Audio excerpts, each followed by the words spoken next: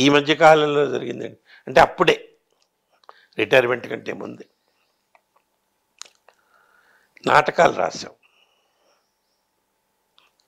నాటకాలు రాశాను, నవలలు రాశాను. నాటకాలు ఏంటంటే నీళ్లు నిద్ర లేచాయి పేరు పేరు టైటిల్.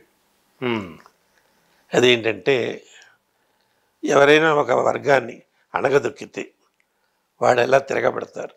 ఓకే. నీళ్ళని ఆపితే అది వెంటనే రాదు, పక్క నుంచి దారి చూసుకెళ్ళిపోతుంది. అంటే కొంతమందికి ఆ నీళ్లు తీసుకునే అవకాశం కూడా ఇవ్వకుండా చేస్తారు కదా. మొత్తం ఆపేస్తే ఆ ప్రవాహం పెరిగి పెరిగి పెరిగి పడేస్తుంది.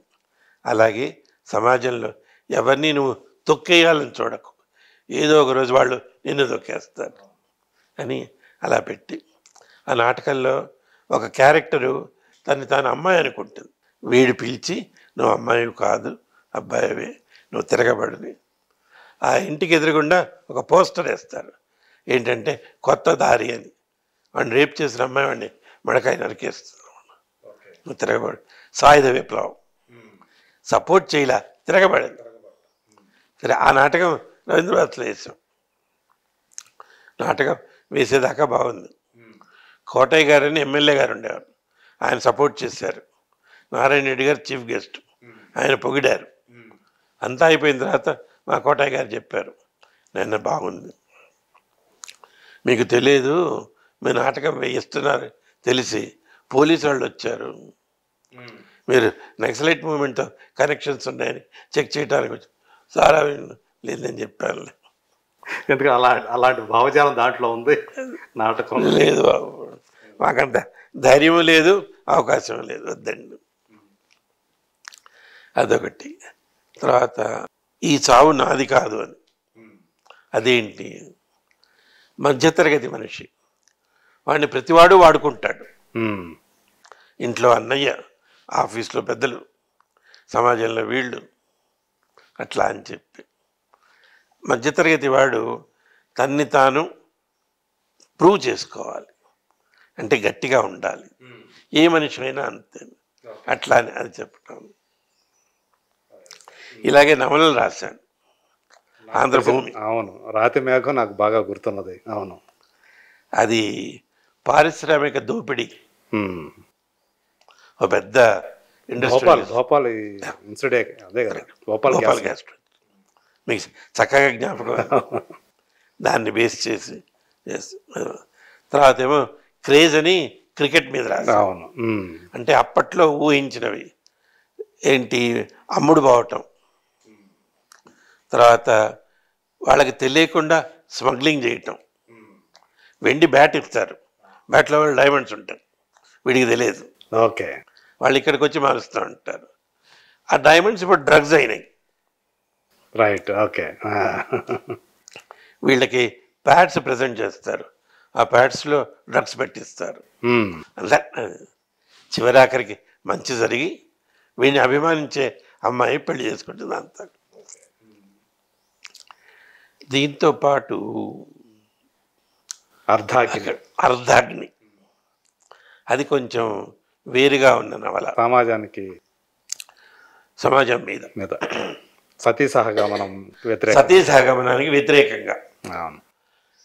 అప్పట్లో రూప్ కన్వర్ అని ఒక రాజస్థానీ అమ్మాయిని అలా కాల్చి చంపేశారు, భర్త మీద పెట్టి. అవును, దానికి పార్లమెంట్లోని పెద్దలు బయటికి వెళ్ళి సపోర్ట్ చేశారు.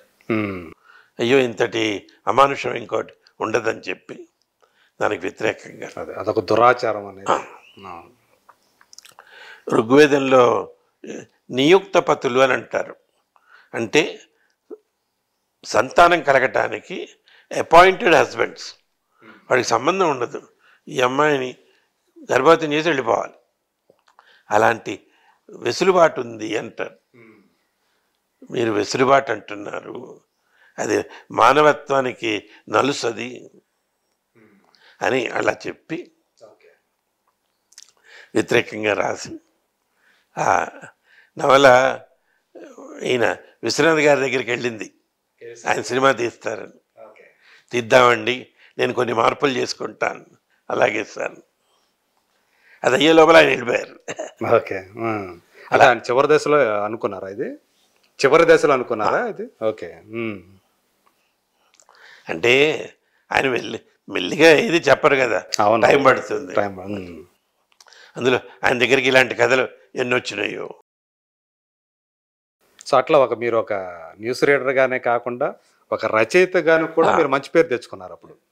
రాతి మేఘం క్రేజ్ నడిచేటప్పుడు సీరియల్స్గా వచ్చాయి కాబట్టి శాంతి స్వరూప్ గారి రాసినవి అని చెప్పేసి. అంటే కొన్ని జ్ఞాపకాలు మర్చిపోలేమండి. ఎలా ఉంటాయంటే, ఒకరోజు నేను సికింద్రాబాద్ నుంచి వస్తున్నాను కారులో, నేను ఒక్కడే ఉన్నాను. చార్మినార్ చౌరస్తా అని ఉంది, అది చాలా రద్దీగా ఉండే కూడలి. అక్కడికి వస్తే రెడ్ లైట్ పడింది, ఆపాను కారు. పక్కన స్కూటర్ మీద ఓ భార్యాభర్తలు ఇద్దరు వస్తున్నారు. ఆవిడ వెనకాల కూర్చుంది, తల తిప్పి చూసి, మామూలుగా జరుగుతుంది, తల తిప్పి చూసింది. నేను శాంతరావు గారు అని వాళ్ళ ఆయన్ని కొట్టింది. ఆయన అయితే ఏంటి అన్నాడు. ఆయన టెన్షన్ అయింది.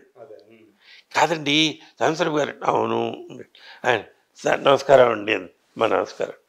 అంత హడావిడిలో ఆవిడ పెద్దగా అరుచి చెప్తోంది, మీ రాతి మేఘ నవల నా దగ్గర ఉందండి, నేను చదివాను, చాలా బాగుంది. నేను అలా ఇంత హడావిడిగా చెప్పాలి, చాలా సంతోషం తల్లి, మిమ్మల్ని చూసా, నేను వచ్చి కలుస్తానండి. అలాగేనమ్మా, బాగుంది, దాంట్లో ఎంత చక్కగా రాశారో.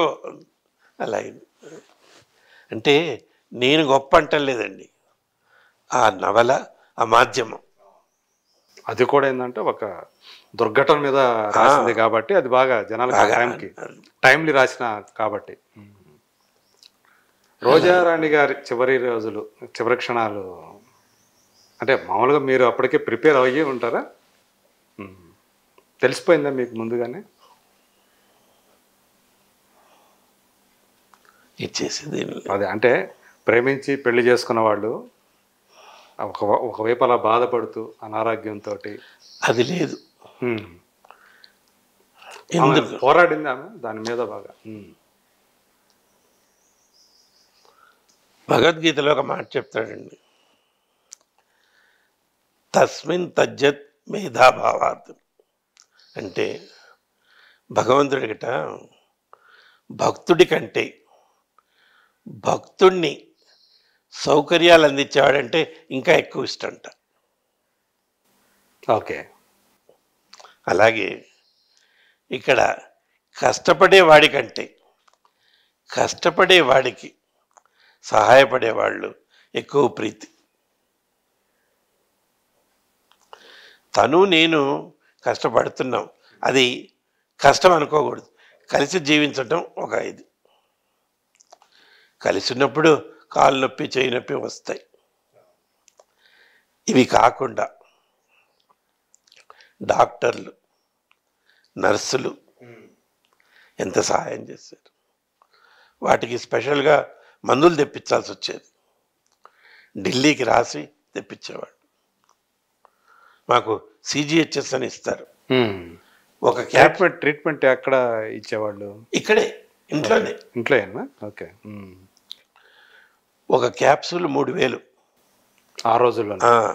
రోజుకు 3 అవి గవర్నమెంట్ తెప్పించాలి. పనబాక లక్ష్మి గారని ఆవిడ మినిస్టర్గా ఉండేది. ఆవిడ భర్తగా కృష్ణయ్య అని రైల్వేస్లో సిపిఆర్ఓ. ఆయనకు చెప్పాను, నాకు తెలుసండి, నేను విన్నాను, నేను మేడంకి చెప్తాను, మీకు వస్తాను. నేను ఇందాక అన్నది. ఓకే. కష్టం మాది, ప్రేమ వాళ్ళది. ఆయన ఢిల్లీ వెళ్ళి మినిస్టర్ చేత సంతకం పెట్టించి కాగితం పంపించలా, పట్టుకొచ్చాడు. ఆయన పట్టుకొచ్చి సిజిహెచ్ఎస్కిచ్చాడు, మందులు ఇవ్వండి అంటే. లేకపోతే ఇవ్వరా, ఇస్తారు, ఇవాళ కాదు, 10 రోజులకు వస్తాయి. అలా మందులు ఇచ్చి. అంటే మామూలుగా సహధర్మచారిని అంటాం కదా భార్యని. పరస్పరం ఒకరికొకరు గౌరవించుకుంటాం, ఒకరికొకరికి ఏదన్నా కష్టం వస్తే, అనారోగ్యం కలిగితే ఒకరికొకరు సేవ చేసుకుంటూ ఉంటాం. మీకు కలిగిన చివరిలో ఆమె అవకాశం మీకు ఇచ్చారు. అంటే ఒకే చోట పనిచేసేటప్పుడు కొంచెం యుగోస్ అనేవి ఉంటాయి కదా, ఎప్పుడన్నా మీ మధ్య ఉండేయా? తన అనౌన్సరు, నేను న్యూస్ రీడరు. తను కూడా న్యూస్ రీడర్ అయితే గొడవ ఉండేదేమో. తను ప్రోగ్రామ్స్కి చెప్పేది, నేను న్యూస్ చదివేవాడిని. ఆమె వెళ్ళిపోయిన తర్వాత ఇప్పుడు ఇన్ని గడిచినాయి కదా, 15 సంవత్సరాలు ఆల్మోస్ట్. కనిపిస్తూ ఉంటుందా ఆమె లేని లోటు అనేది మీకు కనిపిస్తూ ఉంటుందా? లోటేంటి, ఆవిడే కనబడుతుంటుంది. అంటే ఆ భ్రమ తొలగిపోదు. ఒక్కొక్క రోజు అలా కూడా జరిగింది. అర్ధరాత్రి లేచి ఆ మందెందుకో అని చెయ్యి ఇలా ఉంది. ఏంటిది? ఓ, ఇంకా భ్రమ పోలేదా? ఉన్న ఫీలింగే మీతో ఉన్న ఇదే ఉంది. ఆ జ్ఞాపకాలు వస్తానే ఉంటాయి కదా అవి. ఇప్పుడేంటంటే ఆ స్థానాన్ని ప్రత్యేకంగా మా చిన్నవాడు తీసుకున్నాడు. తన దగ్గరుండి చేసి అవేవి జ్ఞాపకం రాకుండా తను ఎప్పటికప్పుడు కోప్పడి మందులేసి